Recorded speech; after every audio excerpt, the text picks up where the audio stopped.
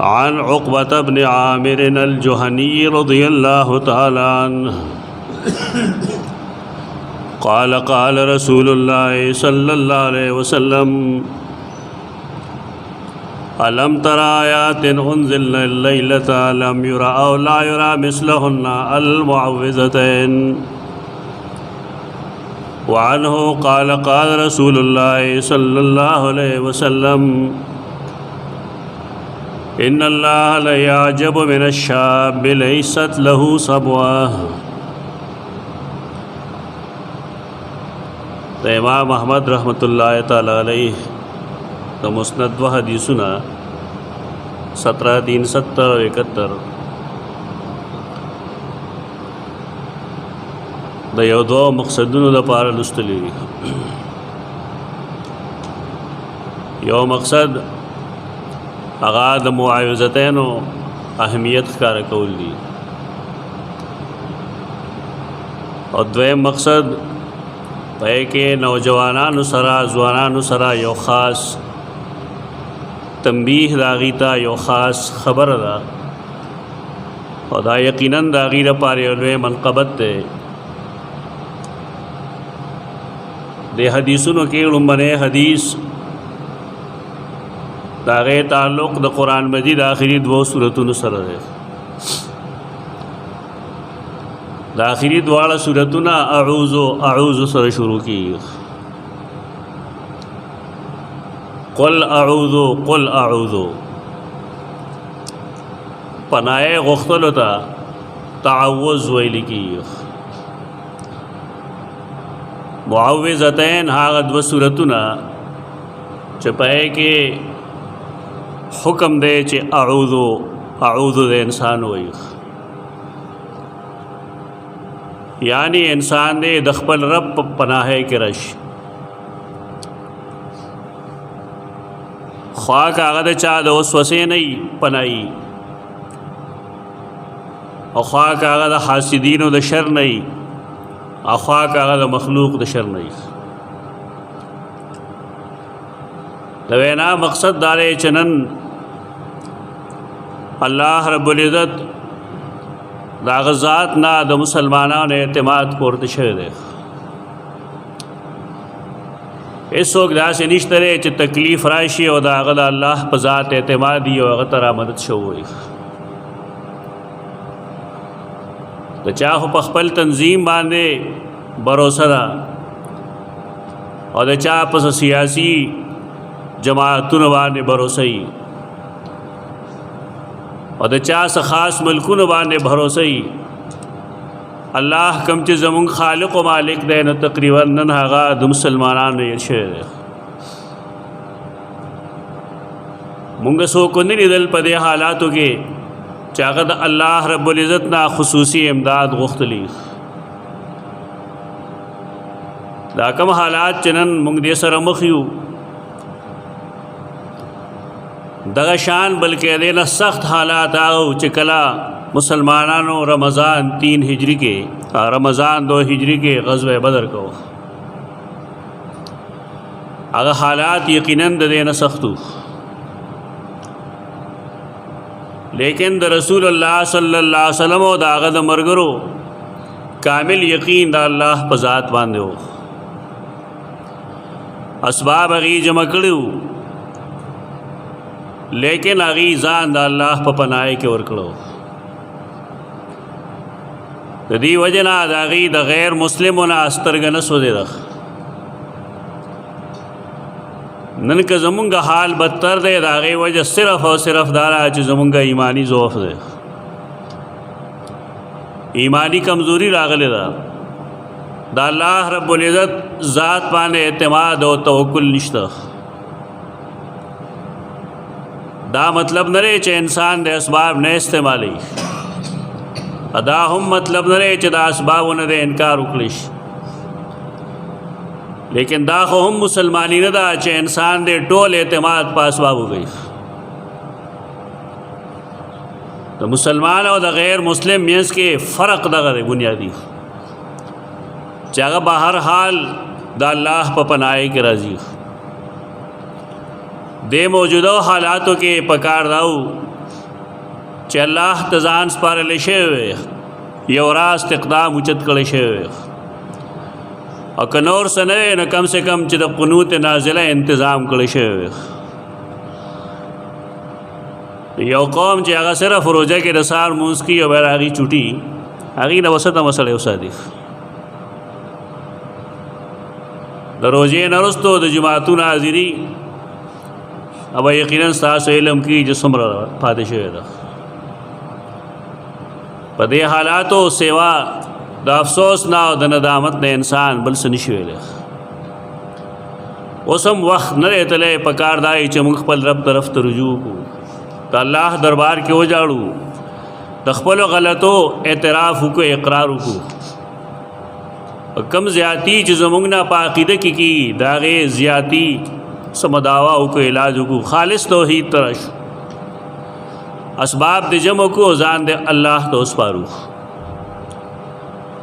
د موعظتینو پر راتلو باندې رسول الله صلی الله علیه وسلم دا خبر فرمایلو چې ته ګورې نه علم تر آیات انزلنا لیلا لم یرا مثلهن المعوذتین د تعوذ په باب کې د دې نه بهترین صورتونه قرآن مجید کې نور نه نازل شوي په دې وجه د هر شر د علاج لپاره مسلمانانو له پکار دی چې دا دوه صورتونه ووایي که هغه د ساحر د سحر اثر وي که هغه د چا د سترګو اثر وي که هغه د چا د نحوست عقاید وي په هغې ټولو څیزونو کې د هغې علاج صرف او صرف د دوو صورتونو کې دی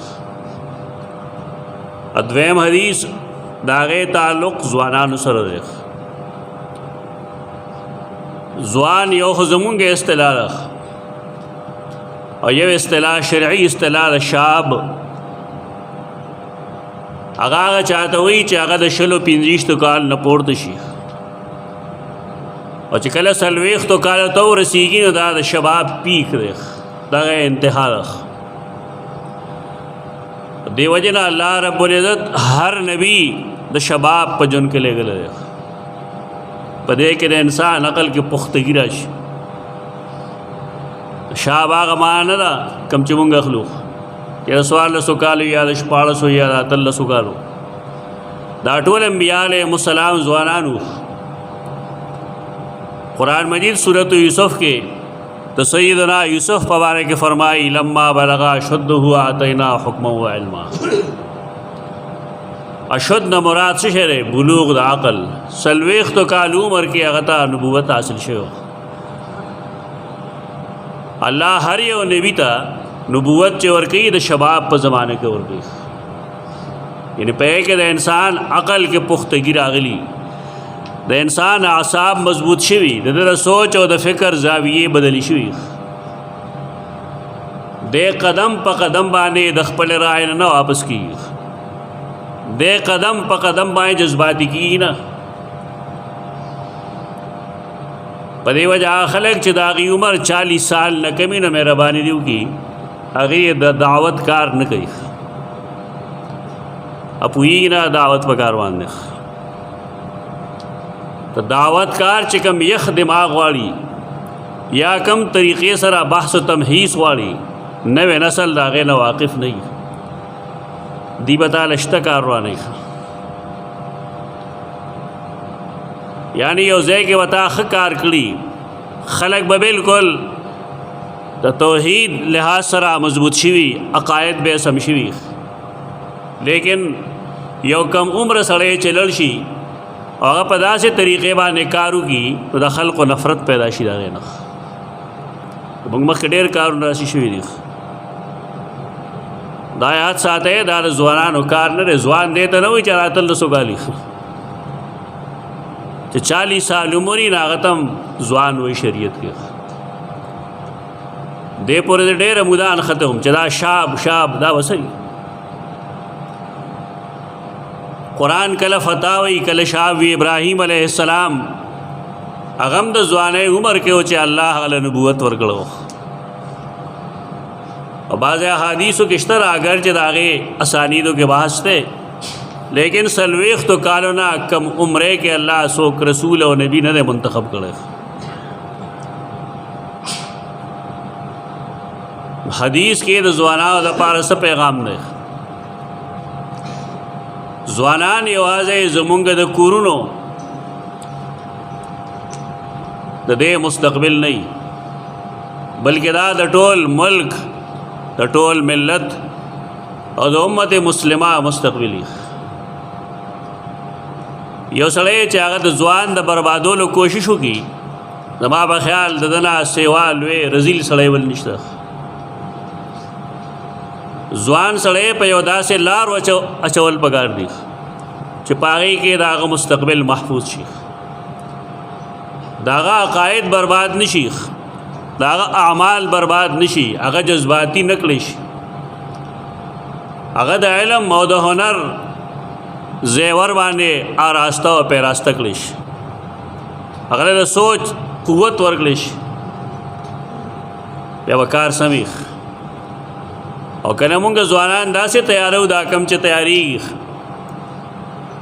چې نه د الله پہچان شته معرفت، نه د خپل نبی پہچان شته معرفت، نه دین پیژني، نه دنیا پیژني، نه پلار او مور پیژني، نه استاد شاگرد پیژني، نه گاونډي پیژني، بلکې یو شیطانت کې اخته شوي دي. ته داسې ځوانانو مستقبل بسئ. هغه ځوان چې هغه ټول ورځ شیطانۍ ته ناست دي د مستقبل خو پخپله ختم شوی دی. رسول الله صلی الله علیه وسلم ځوانانو طرف ته بالخصوص متوجه وی، فرمایل وی یا معاشر الشباب، ځوانانو من استطاع منکم الباءة فلیتزوج. که تاسو کې یو کس داسې وي چې هغه با لرلی شي، با هغه قوت دی چې انسان په هغې باندې جما کولی شي خپل کورواله سره. د هغې دوه مفهوم وي. یو مفهوم دا وي چې هغه سره د مهر پیسې، د کور پیسې ورسره وي، کور جوړولی شي، بیا خپله کورواله ساتلی هم شي او جنسی طور د هغې تسکین هم کولی شي. دې ټولو ته عربی کې باح وایي. من استطاع منکم الباءة فلیتزوج. یو کس چې تاسو کې د باح قوت لري هغې واده وکړي، نکاح دې وکړي. د بعضې خلکو خیال دا چې دا قیدونه مه لګوئ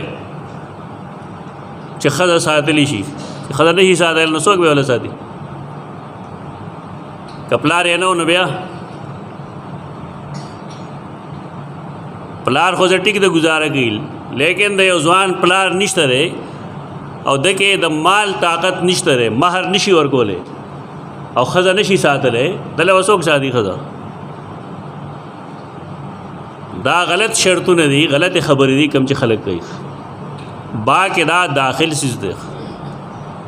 مهر نه بغیر نکاح نه کېږي او ښځه خاورې نه خوري. د دې وجې نه محدثین با کې دا ټول سیزونه داخل ګڼي. من استطاع منکم الباءة فلیتزوج. نکاح دې وکړي. که نه بالفرض باح طاقت نه لري نو بیا به صحیح، بیا دې اواره نه ګرځي. چا سره چې دا طاقت نه دی بیا روزي نیسي. دا نبی کریم صلی الله علیه وسلم فرمان دی. هغه ځوانان چې هغې فرض روزې ډېر په تکلیف باندې ونیولې، نو هغه ځوانان به د خپل عصمت ته حفاظت لپاره څنګه روزي نیسي؟ ځوان زمونږ د دین نه دومره لرې تللی دی. او دې کې اصل غلطي د والدینو هم ده. هغې دې ته نه ګوري، هغې بس ځوان د سم بشي. ځوان په خپله نه سمیږي. ځوان ته هدایت ورکول پکار دي، هغه ته دین ښودل پکار دي. او دین هم هغه چې هغه د شریعت او د عقل په بنیادونو باندې، تشې ګوټې موټې نه، پوهه ورکول پکار دي طالب علم له. دا د نبی کریم صلی الله علیه وسلم فرمان دی د یو ځوان د جنسی حفاظت لپاره او دغه تسکین لپاره چې هغه دې نکاح کی که طاقت لري او کنشي لرلې نبی آی دې روزي نسیخ فإنه له وجاء زکه دې سره ودې کنټرولي دا د لپاره ټکوللی ټکول لا زمیدار په دي سارو ټکې دي ته وجا وي دا د ځوان خطاب دی د نبی کریم صلی الله علیه وسلم خطاب دی د ځوانانو سره یو بل حدیث کا راضی رسول اللہ صلی اللہ علیہ وسلم فرمائی وہ قسم خلق دے سبعۃ یظلهم اللہ فی ظلہ یوم لا ظل الا ظلہ وہ قسم خلق دے اللہ بے دخبل عرش د سوری د لاندې کې نہیں قیامت پرز د عرش د سوا دبل سی سور نشتخ نہیں کہ امام عادل فلان فلان گنے ویلی دی نه یو پکې ویلې دی شاب نشا فی عبادت الله هغه سړی هغه ځوان چې د هغه تربیت د الله په بندګۍ کې شوی دی د سهار مونځ چې پلار نه کوي نو زوی به څه وکړي او د سهار مونځ چې مور نه کوي نو لور به څه وکړي دا غلطی چې دا ښکاره دي موږ ته د ځوان نشأ دا هغه نشو نما به د الله په عبادت کې څنګه کېږي ابا لاغې کېږي چې زموږ ذهن بدل شي زموږ خیال لای چې خیر دی هلک دی مونځ نه کوي ناپوهه دی پوهه وشي د مور هم خیال لای چې لور مې مونځ نه کوي خیر دی پوهه وشي دا بنیادی غلطی دی چې دا والدین کوي نشو نما دا پلار مور کوي اور پدے کے زیاد دخل د مور دے د بچو پرورش څنګه چې مور کولی شي داسې پلار نشي کولی لیکن هغه چې مور دیندار وي مور چې په خپل دین نه خبر نه بي دي نه با د بچو پرورش سب دینداري کوي نبی کریم صلی الله علیه وسلم الفاظ نشو دے نشو یعنی لوی بڑوتری به د الله په عبادت کې کیږي دلته خو زمونږ خلکو کې مشهور ده چې ماشومان ودی که نه نو مونځ له یې مه پاسوئ ګناه دی یعنی فرض مونځ تیزي نو دا ګناه دی چې تا پاسو مونځ دیو کې بیا ودی شي که دومره ناقصه پوهه زمونږ د مشرانو ده خو د کشر د پوهې به سړی څه ووایي چې کشر څومره په دین پوهېږي ډېر بد حالات دي ډېر بد حالات بین الاقوامی طور چې مونږ کوم ډبول خورو مسلمانان د هغې اصل وجه زمونږ خپل اعمال دي هغه دا خلقو هغه شی نه دی کوم چې زمونږ مخې ته دی چیرې دي د هغې زیاتې کوي هغې زیاتې کوي هغې ظلم کوي لیکن دا خلق د مسلمانانو دوستان کلو دا خو همیش دپاره زمونږ دشمنان دي ترکه میں چې د نبی کریم صلی الله علیه وسلم اتباع صحیح مانو کې نه ده شوی تر هغې هم دغه څیز به مونږ به ډبول خورو اسلحه به وي اسباب به وي فوج به وي پیسه به وي کرنسی به وي لیکن حدیث کې راځي چې ستاسو مثال به د هغې تیارې کټوي چې خلک به په هغې راجمع کېږي نو صحابه کرامو تپوس وکړو مونږ به لږ یو نه هغې نه لږ ونه ډېر به لیکن تاسو به د مرګ نه یېرېږئ مرګ نه چې کوم خلک یېرېږي نو هغه جهادونه نشي کولی دې ځای ته مونږ رسول دی یو چې مونږ سره د خپل دین قدر و قیمت نشته د دین دپاره قرباني کول یو سړی د یو غنټې خوب نشي خرابولی نو ستا به خیال دی به د الله په لار کې شهادت ورکړي یو سړی د ماسپښین ټیم نشي خرابولی خوب نشي ضایع کولی د فرض مونځ دپاره نو دی به د اسلامي نظام د نفاذ دپاره څه کوشش وکړي دا یو ډوګډوګی دی بلکې خلک غږوي بس په دې سره راځي نه تاسې وخت ضایع کول دي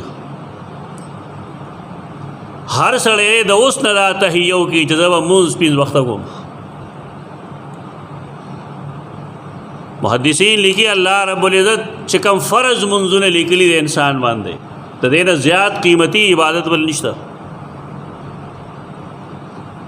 نفل دومره اهم نه دي څومره اهم چې فرض دي. فرض منې متعین فرض الله ذمه ګرځولې ده. یو سړی د یو رکعت هم نفل نه کوي لیکن دې خپل فرایض پوره کی ان شاء الله دې بچره د رسوای ورځ نه ویني. فرائض ته خلکو پام نه. لیلۃ القدر کې براشي یو څو ټونګې به وي چې رماګه نه کار وکړه یا شب برات کې به نفلونو کې خیال پیدا چې بس ما تور وکړه. فرض یو سړی فرض مونږ نه کوي او صلات تسبیح له زور وکړه دې څه مطلب شو. اهم کار دغه ټول مخکې فرایض مخې دغه و چې تشاب پیژنې نو بیا قرآن مجید اولولا دا سمعنا فتن یذکرهم یقال له ابراهیم به اوس پوه شیخ چې د 1400 کالو نه چې ځوان دي د 1400 کالو او د 40 کالو ځوانو. اصحاب کهف قرآن فرمایي انهم فتیه ځوانانو ځوان ورته پدی وي چې عربی کې فتح او شاب هغه چاته وي چې 40 سال ته رسیدلی.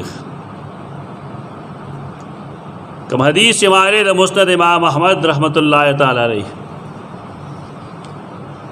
نه کې ځوانانو ته شان ترغیب دی چې دې پاک دامنی پیدا کی.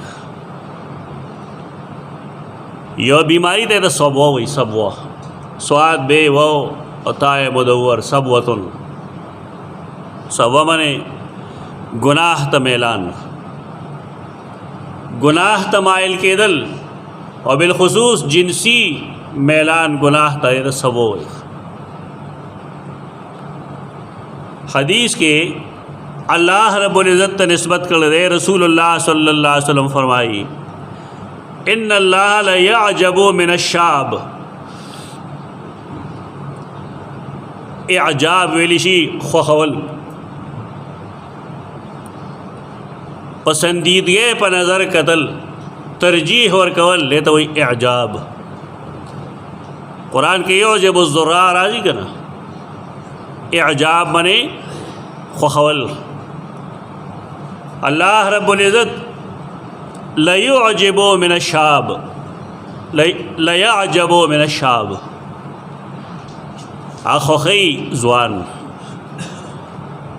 ولې خوخی عمر د وجه نه بلکې دا کار د وجه کم چې پدې کې موجود دی.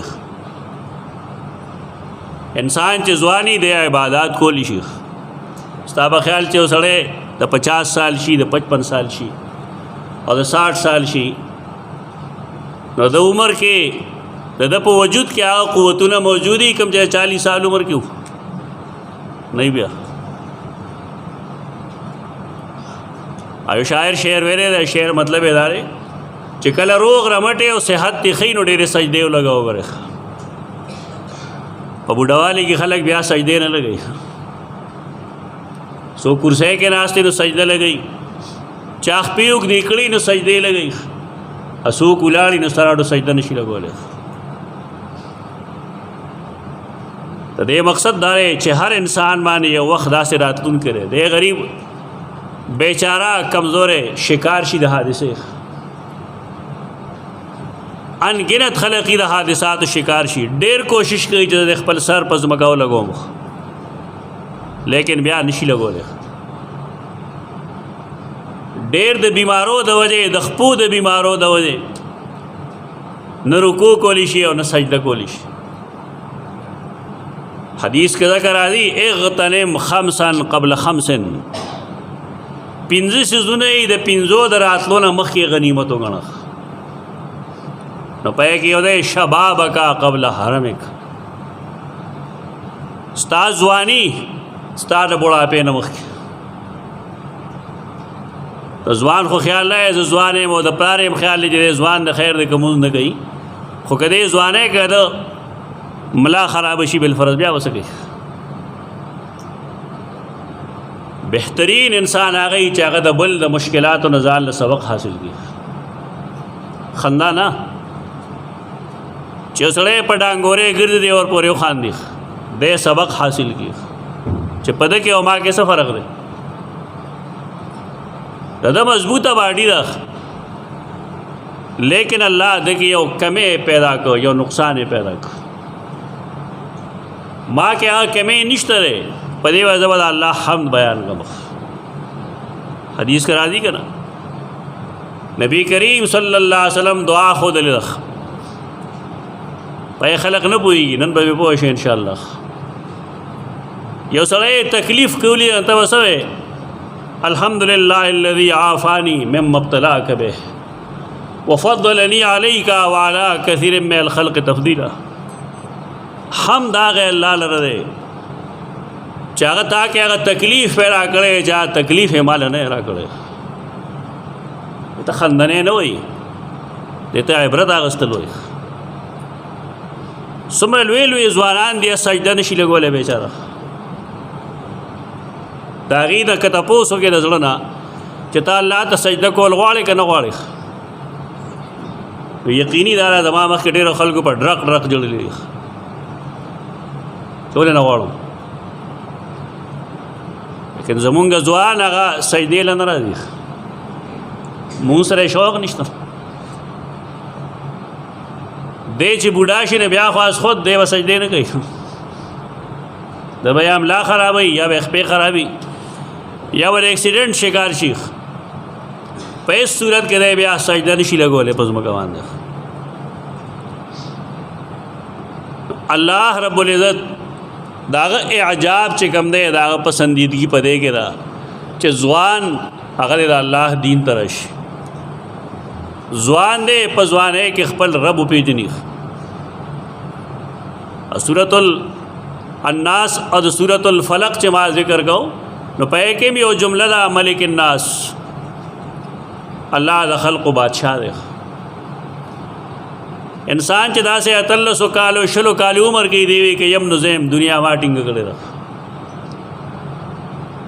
خو چې معمولی غوندې مسله ورته راشي بیا سترګې خرابې شي ملا خراب شي ګیډې خراب شي پتنان خراب شي نو بیا دې پوه شي جاو سوکشتره چاته ملک ویلی شي. ځوانان داغي یو ذمہ داری خدا دا چې شاب نشا فی عبادت الله اره خپل ځواني دا الله په بندګۍ کې تیر کی د بل په بندګۍ کې نه تیرې. او شباب قبل الحرم دار سره غنیمت وګڼي. د ځوانانو سره پیسې ډېرې زیاتې لکه دې د مشرانو نه غواړي ګټي نه خو غواړي. او کم پلاران چې ښه پلاران نو هغې ورکوي پیسې شومان مه جوړېږئ اولاد له پیسې ورکوئ ورنه اولاد بیا بدچلنه شي بیا غلاګانې شروع کړي بیا ډېر داسې اکټیویټیز شروع کړي چې مناسب نه وي. کله چې ځوان له پیسې راشي نو پکار دا دی چې د هغې نه هغه د الله په لار کې لګوي. کم حدیث کې چې اغتنم خمسا قبل خمس دی پای کې یو دغه هم دی چې خپله مالداري د خپلې غریبۍ نه وروستو د خپلې غریبۍ نه مخکې ځوان ته ووایه ته به څه موده پس بیا واده کوې بیا به ستا په ذمه باندې یو نوی ژوند شي ته بیا ښځه هم ساتې ځان له بیا به تا سره د پیسې درک نه لګي. اوس د پلار پیسې ولګو خو ولګو خپله محنت مزدوري وکړه خو پیسې ولګو د الله په لار کې. ډېر داسې خلک شته چې کله هغوی واده وکړي نه غریبانان لفنګان شي خبره د هغوی په ځای وي بیا درک نه وي ورسره همیش دپاره بیا یې بل ته لاس اوږد کړي. دا د ځوانانو دپاره تنبیحات دي کوم چې رسول الله صلی الله علیه وسلم ورکړي دي. په دې حدیث کې تنبیح دا ده چې ځوان سړی دی سبوه نه کوي سبوه میلان دی نه کوي بدکاری ده دا الله پسندیدگی دا غزوان نه دا چې دا هغه په زړه کې بدکارۍ ته میلان نه وي. داسې به ډېر شي د الله په فضل. زمونږ د نوي نسل کې هم په سوونو زرګونو خلک دي او دغه خلک اصل کې د الله دوستان دي چې هغوی خپل ځان کنټرول ساتلی، د هغوی صبوه نشته دی، میلان نشته دی بدکارۍ طرف ته. دا ناممکن نه ده. یو خو زمونږ د بېدینه خلکو رایه ده چې زمونږ په دې زمانه کې څوک ولی ما نه یې لیدلی ده. دی ولی هغه چاته وي چې راغ ښکري، ولی هغه چاته وي چې نیک سړی. فتقوا الله ما استطعتم معنې د هغه عملي ثم چې د هغه وس دی د هغې مطابق د الله نه یېرېږي. دا ولی الله دی. دا لږ خلک دی، په زرګونو خلق دی چې هغوی ځان د دې څیزونو نه ساتي. معصوم څوک نه وي د غلطۍ نه، د ګناه نه معصوم صرف او صرف انبیاء علیهم السلام. نو بهر کیف ځوانانو ته دا درخواست دی چې دیګ هم ذوق شوق سره روژه کې مونځ کو، مهرباني دې وکړي. مونځ هغه شان ته فرض دی څنګه چې روژه کې فرض و، او هغه ټایم باندې د سهار مونځ کېږي څنګه چې روژه کې کېده. ماسپښین مازدیګر ماښام ماسخوتن مونځونه به دې جومات کې کول، لیکن د روژې نه وروسته دا ټول کور ته لړل، بیټکونو ته لړل، حجرو ته لړل. دا غلط کار وشو. د 29 درجې ثواب نه زمونږ ځوان محروم شو. او بیا هغه ځایونه چې کې معصیتونه کېږي، ګناهونه کېږي، معاصي کېږي، هلته مونځ خو نه کېږي. یو دا ځای چې هلته ډمې ګډېږي نه هلته مونځ کېږي، هلته نه جنازې مونځ کېږي نه پکې بل مونځ کېږي. کم ځایونه چې داسې دي چې د معصیت دي، د مهرباني وکړئ کې مونځونه مه کوئ. جومات ته راځئ ان ټایم،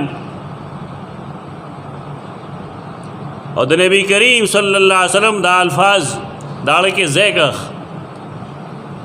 چې دا الله پسندیده سړی هغه دی، پسندیده ځوان هغه دی چې د هغه په زړه کې بدکارۍ ته میلان نشته دی. نو د ځوان سړي کې ځوانه ښځه هم داخلېږي، یعنې ځوانان ښځې هم د ځوانانو سړو کې داخلي.